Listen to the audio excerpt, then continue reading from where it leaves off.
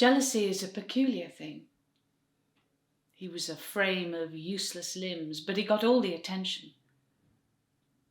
No one looks at the woman pushing the wheelchair, too busy kneeling down, talking to him. Oh, I got a tilt of the head and the lowered brow and the universal display of pity. One part wife, one part carer. Such a noble woman. They don't, for a second, consider that I did not marry a disabled man. It all began with the Disability Support Group, which runs the first Friday of every month. I had scarcely finished my polystyrene cup of coffee when April, a blondish woman, snooty type, pressed a well-thumbed leaflet into my hand and said, "Page 4. Cut to 2 a.m. Cracks in the ceiling aren't getting any bigger. In the glow of the oxygen monitor, I turned to the recommended page. The bold lettering read, "Disability and Sex, the 4 stages of intimacy. Connect, talk, touch, hug. Apparently, with practice, it can be almost as stimulating as penetrative sex." I stared at the breathing mask fastened across his mouth and the wheelchair poised at the bottom of the bed. I threw away the leaflet in the morning. I used to think that sex was overrated. Supermarket wine and carnal intentions, all for a few profane minutes lying on my back. But then again, sex is like money. It seems much more important when you don't have any. Anyway, I'd parked him outside with his packet of Winston, set to my daily routine, the purgatory of home economics. I'd hardly made a dent when the sound of that fucking bell echoed from the yard. It rings and I appear. That's the deal, apparently. To have and to hold from this day forward. He wanted a wash, so I took him to the smallest room, removed his clothes, ran the bath, mauled him into the tub and said, "I'll be just outside." The window seat on the landing overlooks the terraces opposite, a vantage point for the mundane scatterings of suburbia. Stakeout was largely uneventful until I detected a motion at the Crawfords, number 54. Mr. Crawford was in the lounge watching television, a fairly ordinary display, except he wasn't wearing any clothes. He's in his mid-50s, overhanging gut, a few strands of hair combed across his scalp. A proper lady would clutch her pearls and pull the curtains. But he struck me as quite beautiful. I didn't know what exactly, but Mr. Crawford represented something. As his hands travelled south, I thought of my husband. For better, for worse, for richer, for poorer. I watched for the best part of 10 minutes until the bell rang from the bathroom. By the time I had dried and clothed my husband, Mr. Crawford had gone.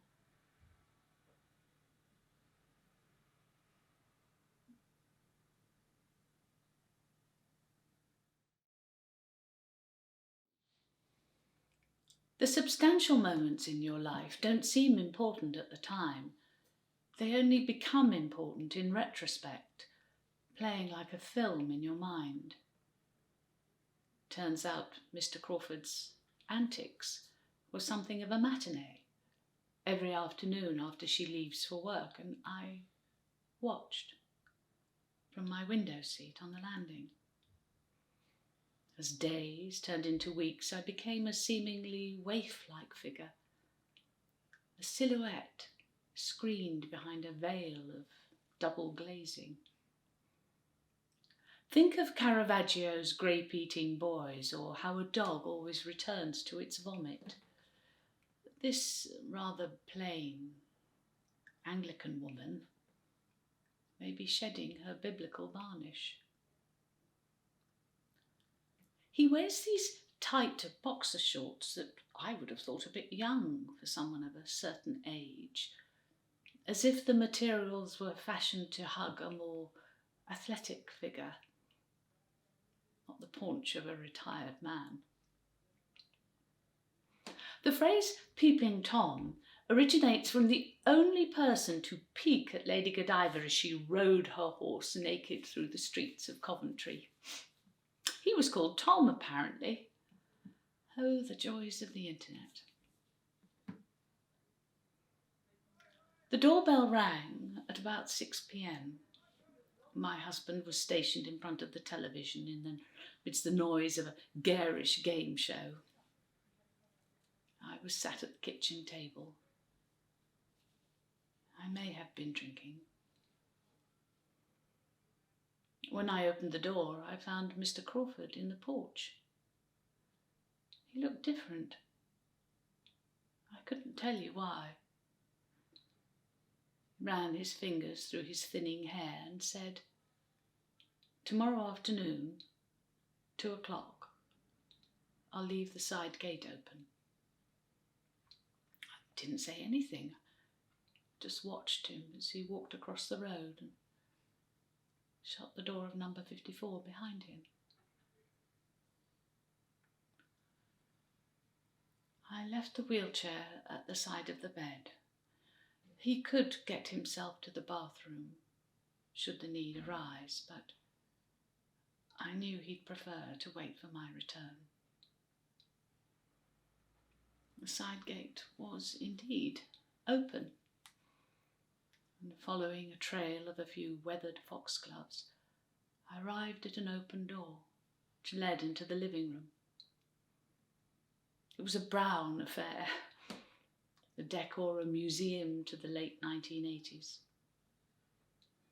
Mr. Crawford was sat on the sofa wearing only those tight boxer shorts. He gestured to the seat beside him. He offered me a drink as he poured himself something neat and switched on the television. I'd never seen a blue movie before. It must have been a tape because the static caused the picture to judder.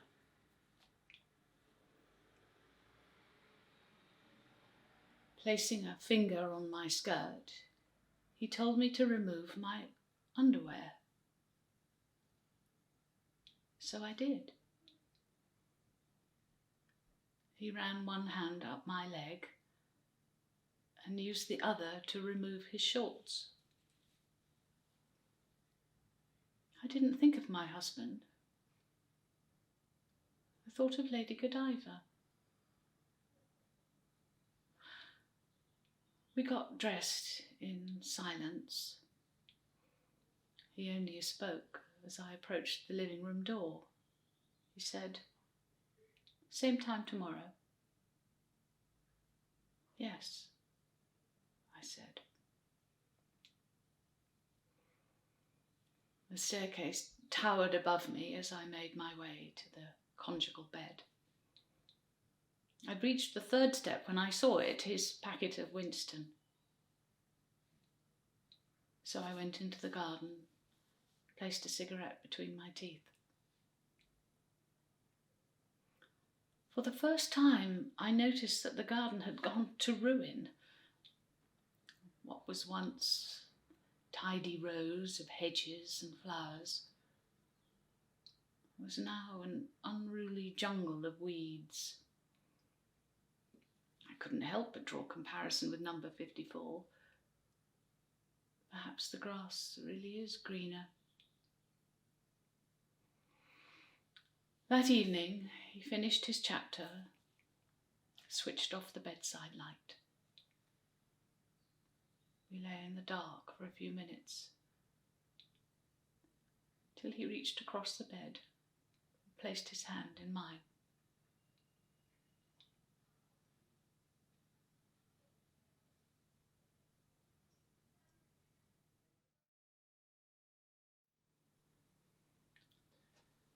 The stories we tell ourselves are to do one of two things: to cushion a blow or to justify a wrongdoing. The story of the disgruntled carer never grows old, a cliched tale of drudgery, selflessness and entrapment. We've heard it all before. The reason I visited Mr. Crawford at 2 o'clock every afternoon had nothing to do with my husband and everything to do with me. As the weeks went by, my world revolved around number 54. We rarely spoke, just removed our clothes and played a film from his collection. He preferred it that way. We never used the bed he shared with Mrs. Crawford, and I respected him for that. It was the 29th of September. Number 54 didn't have a leaf in sight. He must be a keen gardener. Or perhaps she was.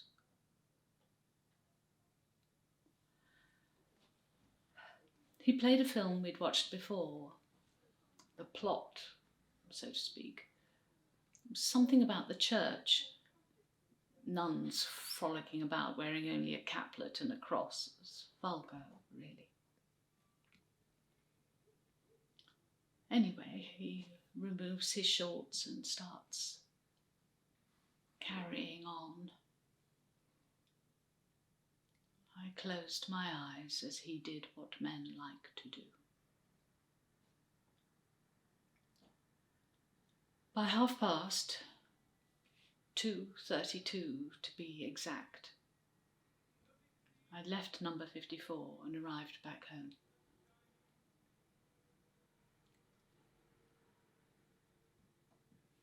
The first thing I saw was the blood,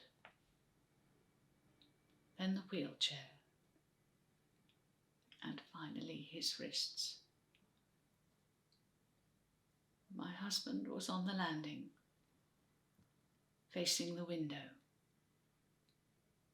He'd cut each wrist 4 times and was cold before the ambulance arrived. They let me see him in the mortuary, laid bare on a metal slab. I took his hand and I willed it to squeeze me back.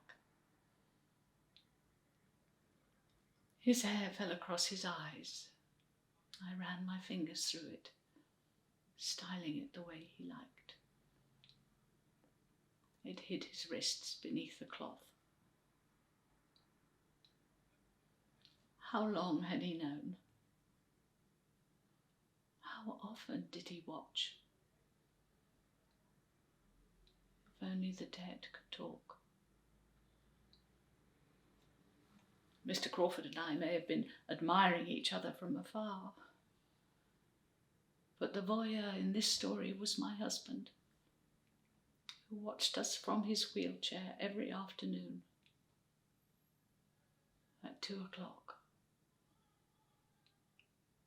There's 2 sides to every story.